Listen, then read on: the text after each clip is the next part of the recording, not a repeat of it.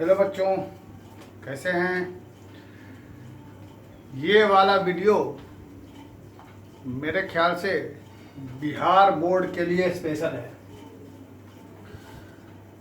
जो बच्चे बिहार बोर्ड में पढ़ते हैं उनके लिए ये वीडियो स्पेशल है, क्योंकि हम लोग यहाँ पढ़ेंगे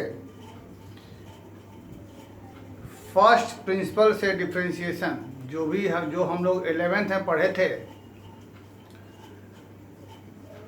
differentiation by first principle. Sine का डिफरेंशिएशन कॉस होता है, कॉस का माइनस साइन, टेन का सेक स्क्वायर, सेक का जो भी होता है जो हम लोग पढ़े थे, वही चीज़ अब हम लोग को पढ़ना है 12 में।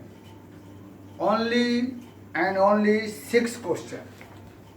Sign inverse x, cos inverse x, tan inverse x, sec inverse, cosec inverse, cot inverse, इन सब का डिफरेंशिएशन। ठीक है,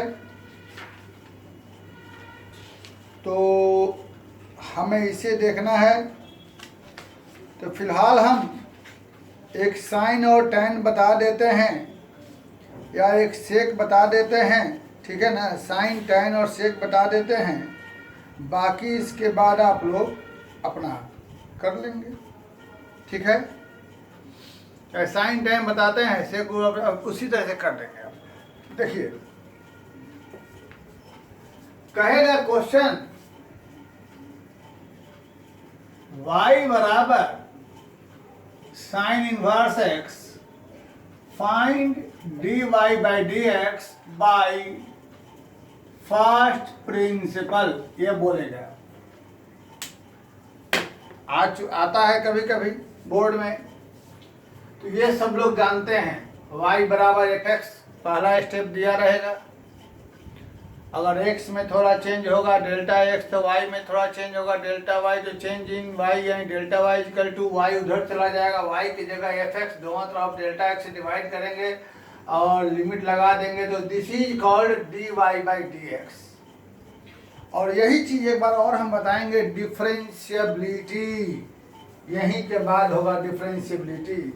थोड़ा बोल देते हैं, यहाँ से अगर कोई वैल्यू एग्जिस्ट करेगा, 11th में बोले थे, जो भी यहाँ से वैल्यू निकलेगा वही वैल्यू हमारा कहलाएगा डिफरेंशियल कोफिशिएंट या derivative of f x with respect to x. जो वैल्यू निकलेगा, जो भी यहाँ से वैल्यू निकलेगा वही वैल्यू कहलाएगा डिफरेंशियल कोफिशिएंट या derivative of f x. And this complete process is called differentiation. अब ये है क्या? ये है तो लिमिट। तो यहां से वैल्यू तब निकलेगा जब लिमिट एग्जिस्ट करेगा। फिर से, यहां से जो भी वैल्यू निकलेगा वही वैल्यू हमारा कहलाएगा डिफरेंशियल कोफिशिएंट या डेरिवेटिव ऑफ एफ एक्स। समझ लीजिए। लेकिन ये है क्या? ये है तो लिमिट। तो वैल्यू तभी निकलेगा जब इसका लिमिट निकलेगा।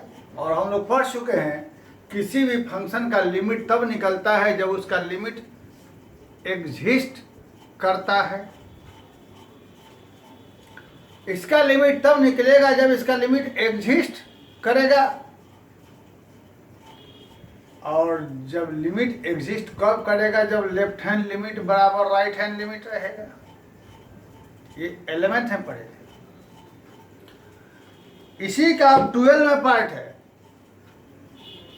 ये वैल्यू है डिफरेंशियल कोफिशिएंट।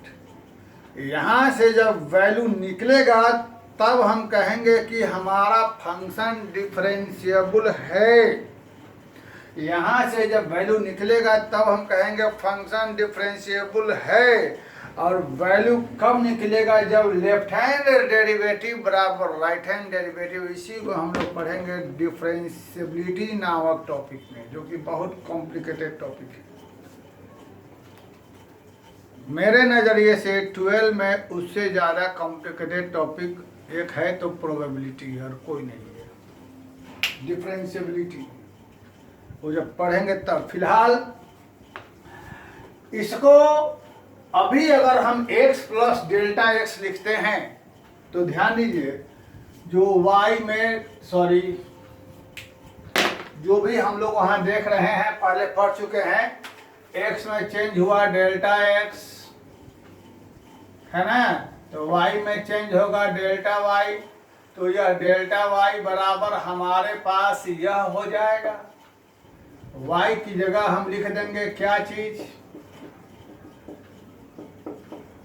fx की जगह क्या रहेगा हमारे पास साइन इनवर्स x। अगर हम लोग वो डिवाइड करके यहाँ पर dy बाई dx लिखते हैं तो सिंपल केस में तो हम लोग लगाते हैं sine c minus sine d का फॉर्मूला, लेकिन यहाँ पर जब फॉर्मूला लगाएंगे इनवर्स ट्रिग्नोमेट्री का, sine inverse a minus sine inverse b, तो बेटा पसीना तो जरूर छोड़ देगा। a into root under 1 minus b square minus b into root under 1 minus, कष्ट तो होगा। बचने का उपाय हम ऐसे नहीं बनाएंगे, ध्यान रहे, जो हमारे स्टेट बोर्ड में पढ़ते हैं बहुत इंपॉर्टेंट चीज है सीबीएसई के लिए भी, लेकिन स्टेट बोर्ड ज़्यादा इंपॉर्टेंट, दोनों के लिए है। हम इसी को क्या करेंगे, y बराबर साइन इनवर्स x, इसलिए x को लिख देंगे साइन y, इजी चीज। अब जो चीज यहाँ x में डेल्टा x अब यहाँ पर y में चलेगा, ऐसे ही बनाइएगा, तो x में चेंज होगा डेल्टा x, वही चलते जाइए, बस थोड़ा सिस्टम उलट गया है। यहाँ हो जाएगा x की जगह क्या हो जाएगा हमारे पास, एकदम इजी, दोनों तरफ डेल्टा y से डिवाइड कर दीजिए। ठीक बच्चों, लिमिट हम लोग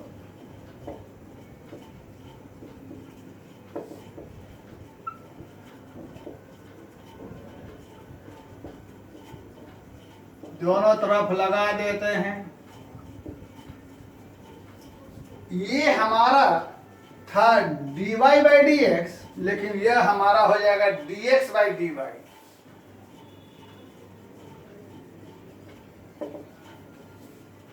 तो इधर में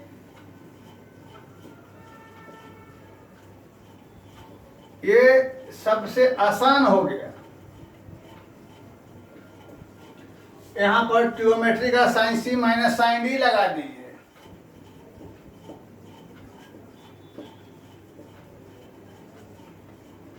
टू cos दोनों का जोड़ बाई 2,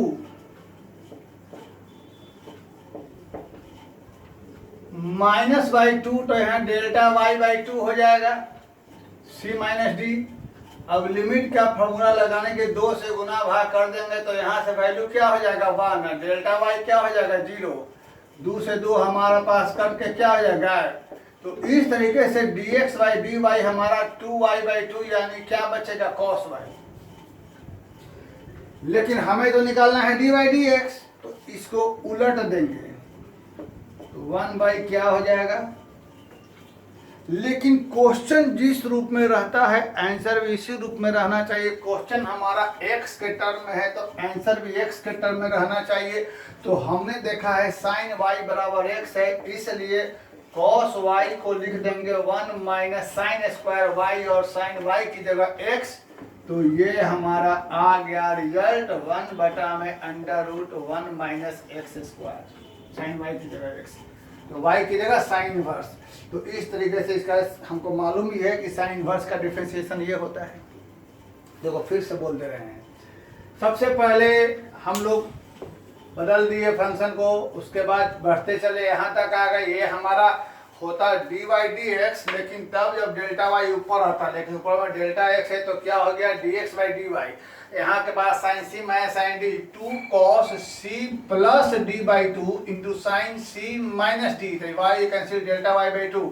अब लिमिट लगाने के लिए 2 से डिवाइड मल्टीप्लाई, तो ये वाला वैल्यू 1 हो गया, डेल्टा वाई का मान 0, 2 से 2 कैंसिल, बचा cos 2y बाई 2 यानी cos y। अब हमें चूंकि निकालना है डी बाई डी एक्स, इसको उलट दिया, उलट के हमारे पास ये आ गया, लेकिन आंसर में एक्स के टर्म में रहना चाहिए, तो साइन वाई बराबर एक्स है तो cos वाई को ऐसे तोड़ दिया, साइन वाई की जगह क्या लिख दिया हमने एक्स। ऐसा ही एक और बताते हैं,